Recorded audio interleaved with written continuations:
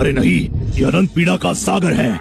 हम दिव्य प्राणी भी इससे नहीं निकल सकते। चिंता मत गुरुकुल के आचार्य, आप तो साम्राज्य में सबसे शक्तिशाली हैं। तो हम जैसे जीवों पर अपना समय क्यों नष्ट कर रहे हैं? मैं अपनी ही इच्छा से यहाँ पर आया हूँ। मैं 10 वर्षों से तपस्या कर रहा था, परंतु ऊर्जा की शुद्धि नहीं कर पा रहा था, इसलिए मुझमें दिव्य परिवर्तन नहीं आया। ऊर्जा की शुद्धि, तपस्या? हम सब दिव्य प्राणी हैं, परंतु आप हमें सरलता से दबाए रखते हैं। आपको क्यों तपस्या करनी पड़ रही है? आप इतने शक्तिशाली हैं। आपने तो अनंत पीड़ा के सागर को भी इस छोटे से तालाब में बदल दिया। मैंने तुम्हें बताया तो था, पर तुम लोगों ने विश्वास ही नहीं किया। जाने दो। अफवाह फैली है कि आप दिव्य प्राणियों का सेवन करते हैं, उनका शिकार करते हैं। हमें बचने के लिए वार करना पड़ेगा। मेरी अग्नि आपको जलाकर राख कर देगी।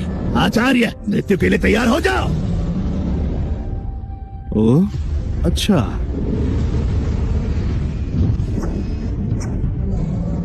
अरे आचार्य ने तो मुझे एक तुच्छ कछुआ बना दिया। मैं तो थक गया। कैसा आदमी है, मछली पकड़ते हुए भी थक गया। छी। आचार्य जी, शिष्य दीक्षा समारोह आधे घंटे में प्रारंभ होगी। राजदूत ने आपको निमंत्रित किया है। ठीक है, मैं देखता हूँ। अवश्य। वैसे आपके जाने से भी क्या होगा? आपके गुरुकुल में तो कोई शिष्य नहीं आने वाला है। आपकी ऊर्जा इतनी कम है, यदि आपके पिताश्री पूर्व सम्राट न होते तो आपको तो निष्कासित कर दिया गया होता। अनंत पीड़ा का सागर, ये छोटा सा तालाब अनंत पीड़ा का सागर है। वो सागर जिससे दिव्य अमर लोग भी पराजित हो जाते हैं। इसकी ऊर्जा सिर्फ प्रथम स्तर पर है, इसको सागर तो मिल ही नहीं सकता। सुनो मित्र, साथ में तपस्या करोगे? बहुत से लोगों के लिए 9वां स्तर आखिरी होता है, पर मैं तो 3000 स्तर पर हूं।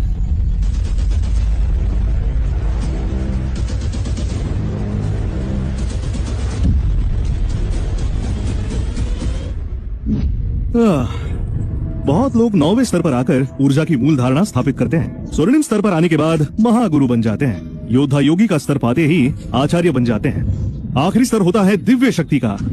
इससे वो सम्राट के स्तर तक पहुंचते हैं। पर कोई दिव्य शक्ति वाला योद्धा भी मेरा बाल तक बांका नहीं कर सकता।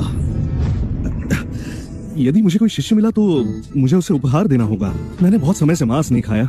आशा करता हूँ जिस छोटी फिनिक्स को मैंने पाला वो अब बड़ी हो गई होगी।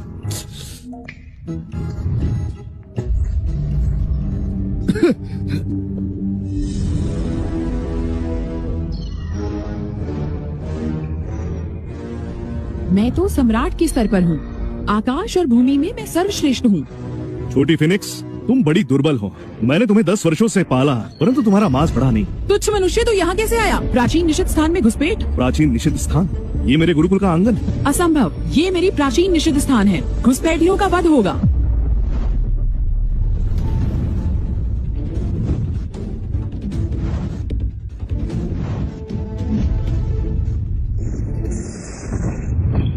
तुमसे निपटने के लिए केवल 2000 ऊर्जा ही पर्याप्त होगी।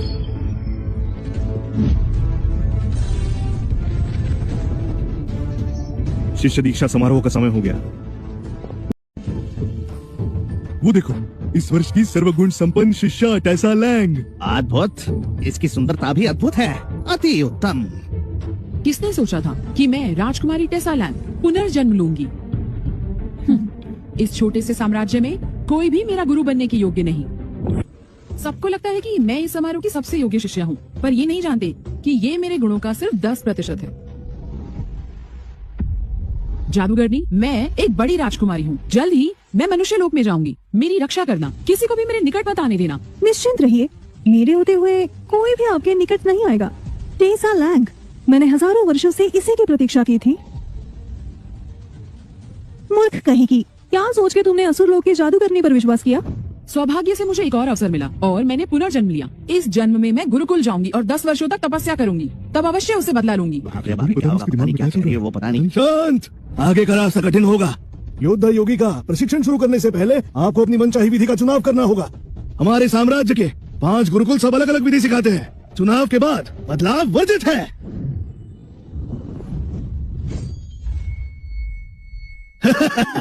शिष्य कैलेब क्लार्क, हमारे साम्राज्य के सबसे शक्तिशाली देवशास्त्र गुरुकुल से इस वर्ष सबसे अधिक शिष्य उनके ही पास जाएंगे। वो कौन है और साम्राज्य के राजदूत उसकी प्रशंसा क्यों कर रहे हैं? वो देवशास्त्र गुरुकुल के शिष्य हैं। कैलेब, वो छोटे योद्धा योगी कहलाते हैं और वो इस पीढ़ी के सर्वोत्तम शिष्य हैं। उनके चाहने वाले देवशास्त्र गुरुकुल से लेकर पूरे साम्राज्य में फैले हैं। मैंने सुना है कि कैलेब अपने ही गुरुकुल के आचार्य के पुत्र है। उनकी शक्ति अद्भुत है। टेसा, तुम्हें देव शास्त्र में जाना चाहिए और केलब जी की राह पर चलना चाहिए। तुम्हारा भविष्य उज्जवल होगा। छोटे योद्धा योगी कैलेब मेरे लिए वो शून्य के बराबर है। चिंतामुक्त गुरुकुल के आचार्य तो आजकल समारोह में भी नहीं आते। लगता है उन्हें हमारे गुरुकुल का सेवक बनाना चाहिए। शांति, घोषणा का समय। किस गुरुकुल में कितने शिष्य जाएंगे? देव शास्त्र गुरुकुल 1200 शिष्य, शिकारी गुरुकुल 530, पुष्पांजलि गुरुकुल 370 शिष्य। और अब मैं बताता हूँ चिंता मुक्त गुरुकुल के शिष्य सिर्फ एक। क्या क्या कह रहे हैं? सुना? कौन है वो जिसने इस बेकार गुरुकुल को चुना? टेसा लैंग। तुमने सत्यानाश। क्या अद्भुत! आशा नहीं थी कोई मेरे गुरुकुल को चुनेगा। मेरी ऊर्जा शक्ति को कम सोच के सभी मुझे व्यर्थ मानते हैं। तो कहीं ये सुंदर युवती मुझे पसंद तो नहीं करती? टेसा लैंग, ये हम सब में सबसे प्रतिभाशाली है, फिर चिंता मुक्त गुरुकुल क्यों? हाँ यही तो मैं कह रहा हूँ, क्यों? उस गुरुकुल से उसे क्या प्राप्त होगा? टेसा, बुद्धि भ्रष्ट हो गई है क्या? सर्वोत्तम देव शास्त्र गुरुकुल में नहीं जाना तो कोई बात नहीं, पर चिंता मुक्त क्यों? वो तो विनाश की चरम पर है। फिर सोच लो। माँ, मेरे कुछ कारण हैं। देव शास्त्र में बहुत सारे शिष्य हैं। मुझे साधना के लिए एक शांत स्थान चाहिए। चिंतामुक्त में वो है। उसके आचार्य केविन यॉर्क एक दुर्बल शिक्षक है जो मुझे संभाल नहीं पाएंगे। कोई भी मेरी उन्नति पर नजर नहीं रख पाएगा। आश्चर्य की बात है, इतनी सुंदर युवती को देव शास्त्र गुरुकुल की शिष्य होनी चाहिए। वो प्रतिभाशाली है। हम देव शास्त्र में साथ मिलकर चिंता मुक्त का अंत कर सकते हैं। युवती, चिंता मुक्त के आचार्य एक तुच्छ साधक है। आपका मार्गदर्शन नहीं कर पाएंगे। देव शास्त्र का चुनाव कीजिए। देखो, स्वयं केलब तुम्हें निमंत्रित कर रहे हैं। अरे टेसा, हाँ कर दो ना। निमंत्रण के लिए धन्यवाद, पर मेरा निर्णय अटल है। मुझे चिंता मुक्त में अभ्यास करना है। आप हमारे गुरुकुल का अपमान कर रही हैं। ओए कैलेब क्लार्क, चिंता मुक्त के शिष्यों से आपकी क्या बराबरी? फीनिक्स को पकड़ने में प्राण ही निकल जाते हैं। हो गया, भाग्यवश मैंने इसकी शक्तियों का नाश किया और उसे मुर्गी बना दिया। अन्यथा यदि ये वास्तविक रूप में होती तो समस्त साम्राज्य भी इसकी शक्ति का सामना न कर पाता। मुर्गी कहाँ गई? अरे नहीं, रुक जा! केविन तो किसी काम का नहीं, एक मुर्गी तक नहीं पकड़ सकता। वो हमारे साम्राज्य पर कलंक है। सही कहा, वो निकम्मा है और अपने पिता के बिना मुझे लगता है वो किसी शिष्य का सेवक भी नहीं बन पाता।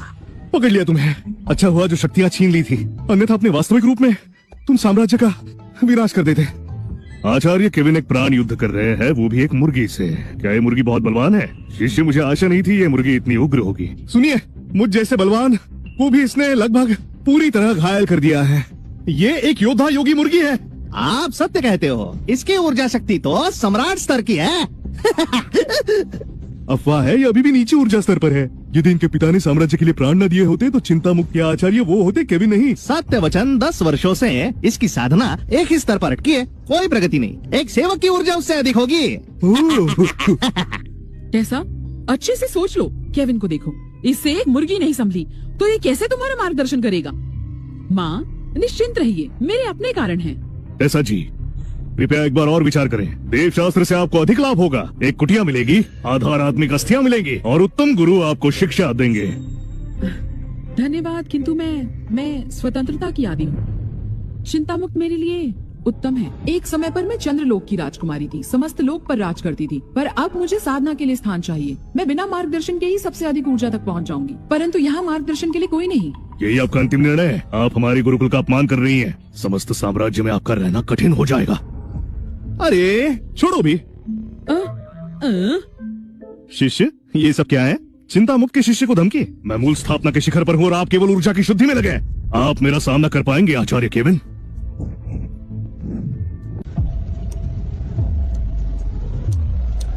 शिष्य कैलेब क्लार्क, केविन यॉर्क चिंता मुक्त के आचार्य हैं। ओहदे में आपसे बड़े हैं। यदि आपने अभी कुछ किया तो सम्राट आपको दंडित करेंगे। आपके पास अपनी शिष्या को देने के लिए कुछ है? मेरे गुरुकुल में मुर्गियां है। हाँ आचार्य केविन, केवल मुर्गियां यही दे सकते हैं आप। योद्धा योगी सांसारिक इच्छाओं के आदी नहीं है। शिष्य, क्या तुम्हें मुर्गी पसंद है? क्या तुम मेरे गुरुकुल में मुर्गियां पालोगी? धन्यवाद आचार्य, मैं एक विनम्र व्यक्ति हूँ। मुझे भुनी मुर्गी पसंद है। ये देखा? ठीक है, मैं आपको एक उत्तम मूल औषधि देता हूँ। इस युवती को मुझे सौंप दीजिए। सौदा पक्का?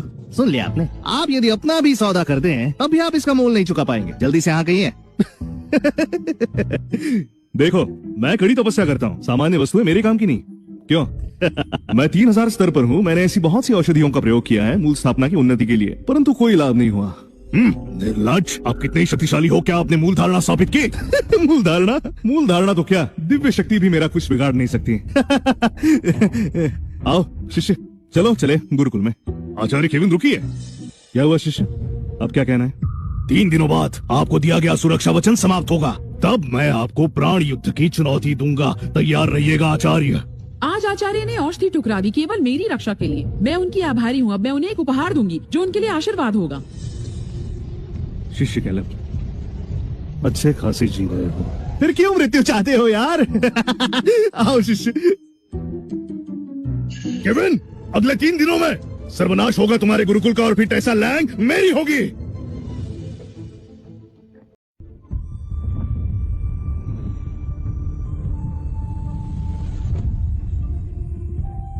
टेसा लैंग, पुनर्जन्म तुम्हें मुझसे सुरक्षित नहीं रख सकता। मैं ना केवल तुम्हें ढूंढूंगी, बल्कि इस बार मैं हमेशा के लिए तुम्हें अपने पास रखूंगी। लो आ गए हम। शिष्य, अब तुम गुरुकुल का हिस्सा हो, तो अब से तुम्हें मेरी आज्ञा का पालन करना होगा। याद रहे कहीं भटकना नहीं। ओ, विशेषकर इस अनंतहीन पीड़ा के महासागर के निकट। ये बहुत ही गहरा है। ये तो एक गंदा सा तालाब है, इसे पीड़ा का महासागर क्यों कहना? उस महासागर से योद्धा योगियों की शत्रुता है। अपने चरम पर भी उसे पार करते हुए मुझे कठिनाई हुई। आचार्य जी दुर्बल हैं, फिर भी झूठ बहुत बोलते हैं, किंतु अब मैं इनकी शरण में हूँ तो मुझे झुकना ही होगा। मैं यहाँ तपस्या करूंगी और मजबूरन इन्हें आचार्य कहूंगी। मेरे चरम पर ये मेरे चरणों में होंगे, मेरी शक्ति से भयभीत होंगे, मेरी चमक से चकरा जाएंगे। सुनो, मेरी बात याद रहेगी ना? आचार्य को शिष्य का प्रणाम। उत्तम, छोड़ो छोड़ो, धैर्य रखो। इनसे क्या ही विवाद करना, जाने दो। शिष्य, इस कुटिया का निर्माण मैंने कुछ दिन पहले ही किया है। तुम अपनी माता के साथ वहीं पर रहोगी, उसी कुटिया में। ये झोपड़ी क्या ये रहने योग्य है भी? क्या गुरुकुल में और कोई स्थान नहीं है? मुझे ऐसी जगह बिल्कुल नहीं रहना, समझे? मेरी कुटिया तो आकाश के महलों से भी बहुत उत्तम है। ये झोपड़ी पालतू कुत्ते की कुटिया से भी बदतर है। चलो चले यहाँ से, हमें देवशास्त्र जाना चाहिए। क्या पता शायद केलब जी हमें रहने की अनुमति दे दे। चलो जल्दी चलो। माँ, मैं यहाँ साधना करने आई हूँ, आप समझिए। शिष्य, तुम केवल 9वें स्तर पर हो, इसे नहीं संभाल पाओगी, ये तुम्हें घायल कर देगी। ये क्या ख्याल है तुम्हारा? अरे नहीं, रुक जाओ शिष्य, मैं तब से कह रहा हूँ ये तुम्हें घायल कर देगी। तुम्हें खुद को संभालना होगा। ये बहुत खतरनाक है। मुझे घायल कर सकती है? हाँ, ये तो बड़ी मूर्ख है। यद्यपि मैं केवल 9वें स्तर पर हूँ, परंतु पूर्व जन्म में मैं सम्राट स्तर की कौशल पर थी। मैं मूल स्तर के योद्धा योगी को पराजित कर सकती हूँ, और ये मुझे अपमानित कर रहे हैं। ये तो केवल एक मुर्गी है, फीनिक्स नहीं। शिष्य, इसमें हमारे गुरुकुल की गुप्त पीठ विद्या है, जो कि एक बहुत ही ज्यादा प्रभावशाली तकनीक है। हर स्तर पार करने पर तुम्हारी शक्ति दुगनी हो जाएगी। अच्छे से अभ्यास करो तो तुम अपराजित हो जाओगी। धन्यवाद आचार्य जी। आचार्य को कूड़ा खजाना लगता है। इतना सामान्य दृष्टिकोण है इनका। जिस विद्या की बात कर रहे हैं वो 9वें स्तर पर रुक जाती है। शक्ति को दुगना करना व्यर्थ है। हाँ, इसलिए कोई इनका शिष्य नहीं बनता। इस दुर्बल स्थान पर दुर्बल तकनीक सीखने कोई अंधा व्यक्ति भी नहीं आएगा। तो तुम अभ्यास करती रहो, जब भोजन बन जाएगा तो बुला लूंगा। धन्यवाद आचार्य जी। हाँ, टेसा, देवशास्त्र गुरुकुल के बारे में विचार करो। ऐ महान दिशा सूचक, अब मैं समझ सकता हूँ। मेरी ऊर्जा शक्ति अब संस्कार के शिखर पर है। मूल धारणा स्थापना के लिए मुझे 5 प्राकृतिक विशेषों वाले शिष्य चाहिए। टेसा लैंग के पास अग्नि शक्ति है, फिर अब मुझे केवल 4 शिष्य और चाहिए। शीघ्र इस दिव्य फिनिक्स को भूनता हूँ। मेरी शिष्य भाग्यशाली है, उसे पहले दिन फिनिक्स का मांस मिलेगा। आचार्य, मैं एक दिव्य पक्षी हूँ। मेरे शरीर का सर्वनाश करने पर भी मेरी आत्मा का विनाश नहीं होगा। रस्सी जल गई पर बल नहीं गया। मैं अमर हूँ। मैं तुम्हारे हृदय को भयभीत करूंगी, उसे चूर चूर कर दूंगी। शांत मृत पक्षी, मृत्यु के बाद भी इतनी बातें। तुम्हारा पंख दिव्यता का सार है। तुम्हारे पंख मेरे शिष्य को बल प्रदान करेंगे, और तुम्हारी हड्डियां बहुत ही शुभ और शुद्ध मानी जाती है। मूल स्थापना के लिए उत्तम सामग्री है। मेरे शिष्य की सहायता के लिए। अरे छोटी फेनिक्स, मेरे शिष्य की शक्ति बढ़ा दो, वो बहुत प्रसन्न हो जाएगी। अब तेल मसाले डाले जाए।